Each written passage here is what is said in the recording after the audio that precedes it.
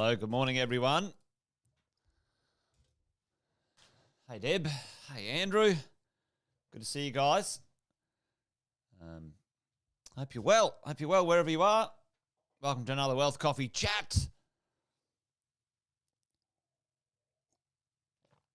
Just seeing if things are working well here. I'm pretty sure I can see most of you online right now, so give us a shout out in the chat. Say good morning. I can see a couple of people there.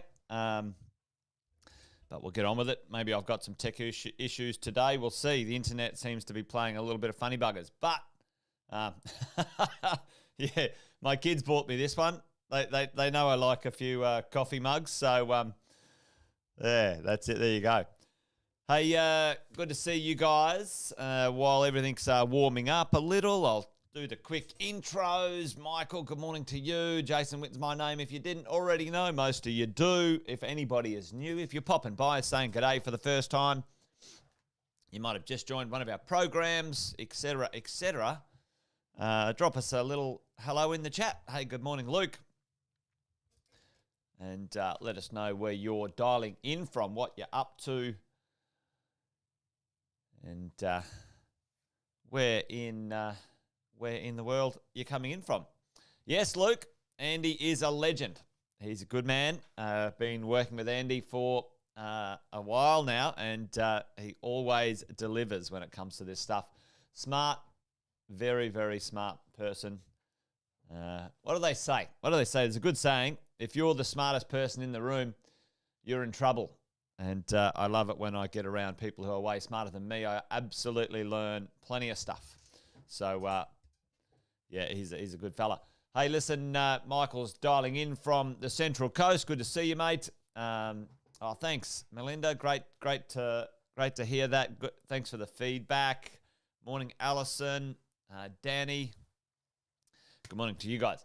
And, I thought I might sort of follow on a little bit from last night. And we had a couple of shout-outs in the chat just to sort of talk about, some bigger picture strategy stuff.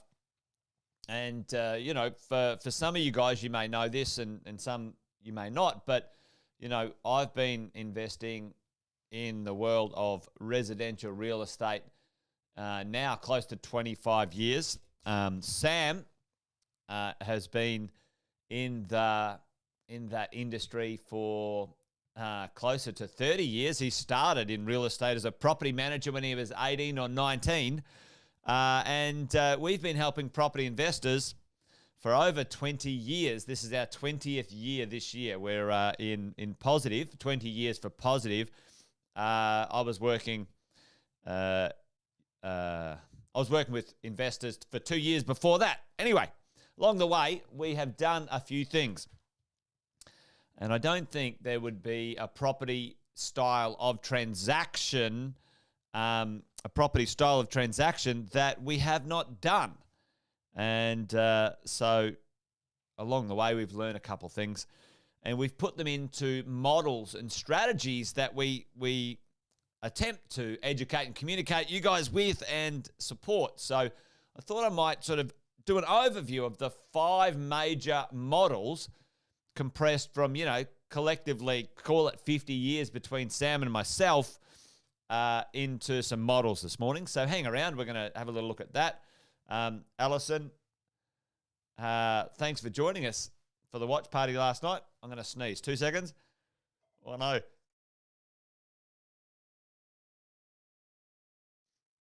There you go. Live shows, huh? Lucky I could turn down the volume of that.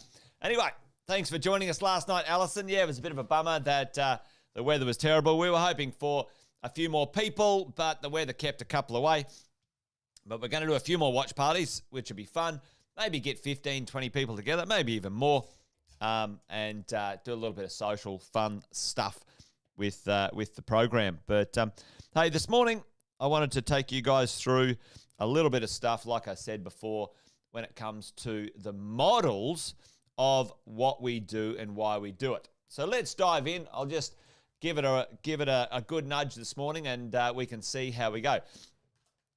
The overall concept that we've put together and you guys benefit from and we get to teach is something very simple. Yes, Melinda, a watch party's coming. We're going to be cycling it through. I think Brisbane is the next one. Then we'll go round to Sydney and probably go to Adelaide, Canberra, sort of work our way down the east coast. So stand by. You're on the radar for that one, Melinda. But, the positive wealth, the property wealth system that we've, refined over time is certainly not something that you would call, a breakthrough in new technology or something like this. But the idea is, how do we put this thing together and talk about it in a way that's structured and we can really easily communicate it? So that's what I'm going to sort of take you guys through this morning. So stick with us. First part of this model is the idea, you've got to decide what you want, okay? Have you decided that you're going to be a real estate investor? And what do we mean by a real estate investor? You are going to be in this for the long term, all right? Long term. You are going to buy property and keep those properties for at least 15 years. This is the concept of what time it might take to get it done, 5 to 15 years to get this property wealth system in place.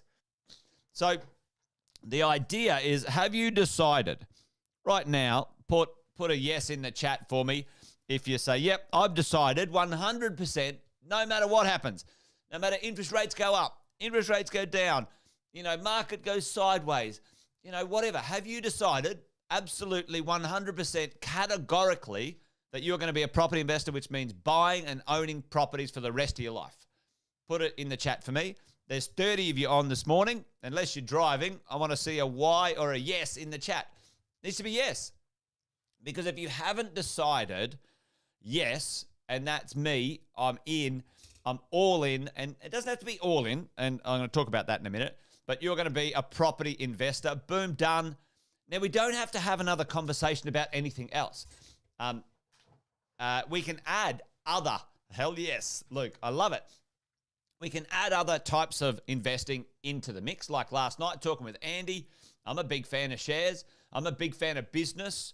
Now, for you and me, however, what we're doing right now is, yes, we've decided we're going to get this going, and a large part of it, probably more than 50 to 60%, is going to be property and residential property at that. We set our goals. How much do we want? We get educated. We understand. And we choose a 6-star team. Now, you guys have seen me talk about this before, so I'm not going to go into the 6-star team today. All right? So, tick. We're away. At some point, you need to understand these 3 major parts of your property wealth system.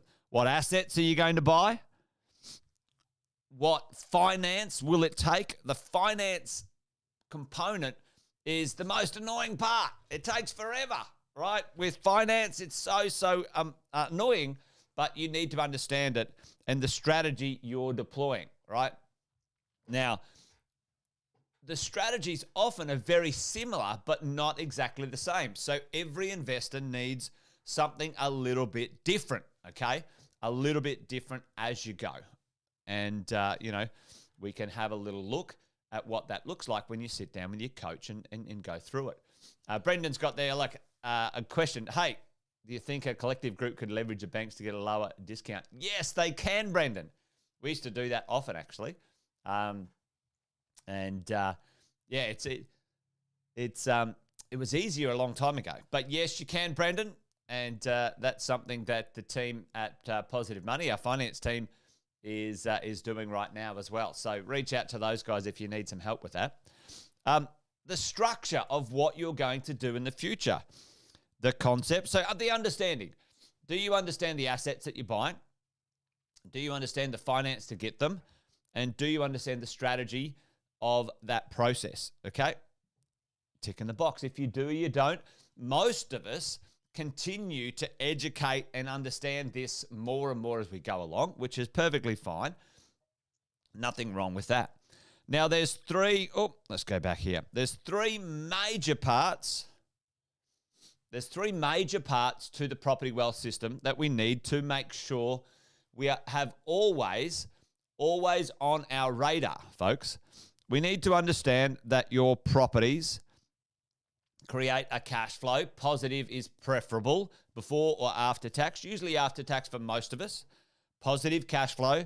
We need to understand minimizing the tax because our number one cost as investors to our wealth, and Andy said it last night, and I say it all the time, you know, the number one risk to investors are politicians. And we need to understand which parts of our portfolio need to be debt-free and which parts don't need to be debt-free. Tell me in the chat, which part, it's usually one part that's a major priority to be debt-free, to be, you know, to be really efficient financially. Tell me in the chat which part of that is the one you've always got to make sure that you are debt-free on. Well, let's call it bad debt or non-deductible debt-free on your principal place residence, your PPR. Yes, exactly. Okay, so this is in stages. Like once your PPR, your principal place of residence, is debt-free, you get more choices, okay? And but you've got to have a strategy. You've got to focus on what you're up to. Yep, personal debt, right? Get rid of any personal debt that is not deductible. Now, you can pay your home off, like Andy said last night. You can pay your home off and you can redraw equity against it and invest, and that's deductible debt. So that is not what we would call principal place of residence debt anymore. It's investment debt, which is perfectly fine. Wealth foundation, your wealth foundation. Most of us need to have a principal place of residence, which is capital gains tax free. It is a foundation piece. It's a cornerstone of your wealth. And over time, you need an upgrade strategy, whether that's upgrading the property in situ, okay, renovating it or making it worth more as it is or where it is, or moving to somewhere more valuable over time. And I'm not going to go through that one today, but this is such an important essential part. And everyone that I've chatted to will need between 5 and 8 investment properties to achieve their goals. Okay, so these are the 4 pieces at the base of what we're up to. Decide that you're going to be a property investor. Don't muck around. Don't muck around. Oh, I'll have a go. I'll buy one and see. No, that's rubbish. Don't do it at all. If you're either going to do it or you're not going to do it. What did Yoda say?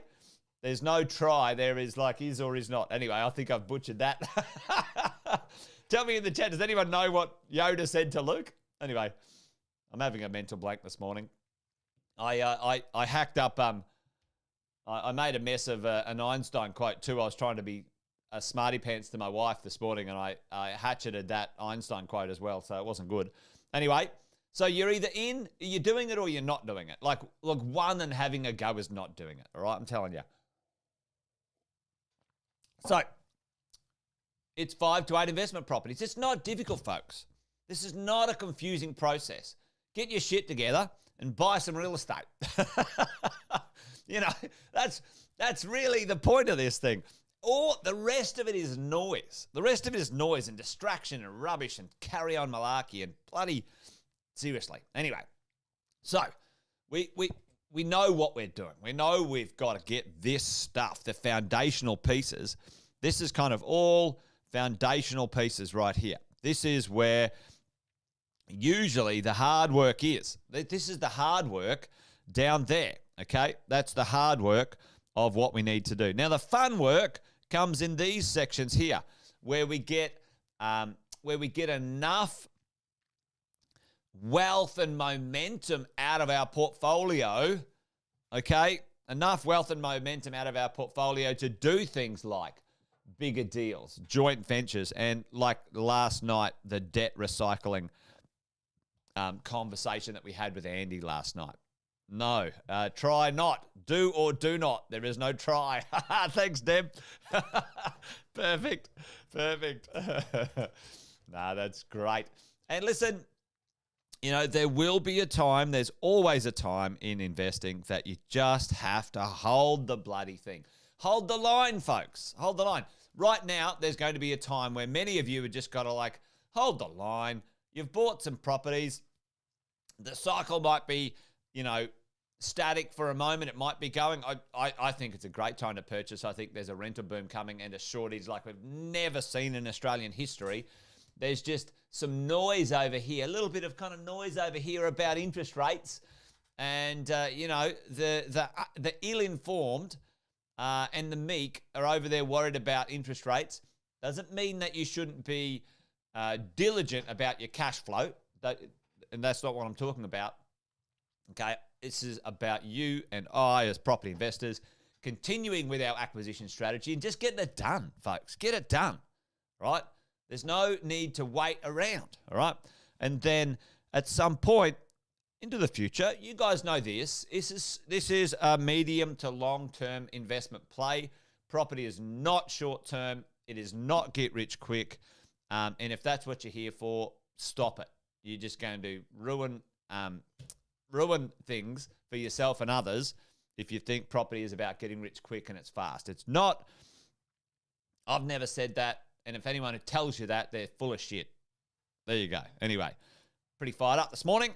Anyway, I thought I had more time today to take you through a few more things, but that is the start part of where we are. There's the deciding you're in, you're going to do it. There's the understanding about what you're going to do, right, and why you're going to do it this way, okay? Then you understand there's three parts to the structure, always having these parts in your mind: debt-free, tax minimized, positive cash flow. The foundation of your wealth is going to be between 5 and 8 investment properties and a principal place of residence that you have on the upgrade strategy plan. Then if you want to, you can accelerate this thing, folks. Accelerate it. You don't have to. You can just leave it on the steady. The slow and steady wins the race. Or you can accelerate it, take a bit more risk, considered understood risk, debt recycle, bigger deals, joint ventures. You gotta hold the line. Sometimes it takes time. Sometimes it pops. Sometimes it's a slow win. You can't control that. And that at some point it will kick into cash flow phase and you'll call it an exit plan, call it a freedom plan, call it whatever. You're away. All right. There you go. All right, folks. Hopefully that made a little bit of sense this morning because, listen, I've got a few things that I'd like to show you guys at some point,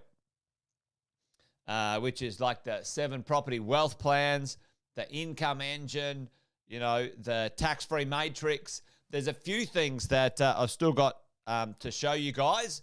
So maybe I'll do a little bit of a follow-up tomorrow with this one, and we'll see how we roll with it. But there you go.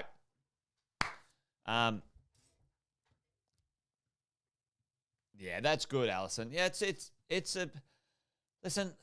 Like always, the short-term stuff is it's just noise, right? And it's long-term. Assets, good quality assets, property, shares, etc. The longer you own good quality things, the more leveled out they are, right? If you try and track it daily, it's like this. But if you try and track it 20 years, it's kind of like that, right? So anyway, I like that. You're dead right, Alison. He explained it extremely well. So there you go. All right, folks, that's it. Wealth Coffee Chat done and dusted. Join me tomorrow for another one. We'll continue this, I think. We'll continue it over this week. I'll go through each of those models and we can drill into those models and really make some sense of each one of them. So I've got 4 more to do. I thought I was going to talk about 5 today and I just got 1 done. There you go. Talk about underestimating. There you go. Anyway, you guys be awesome. Have a great day. Join me tomorrow for another Wealth Coffee Chat, but this one is done and dusted. Thanks, folks. Be good. See you later.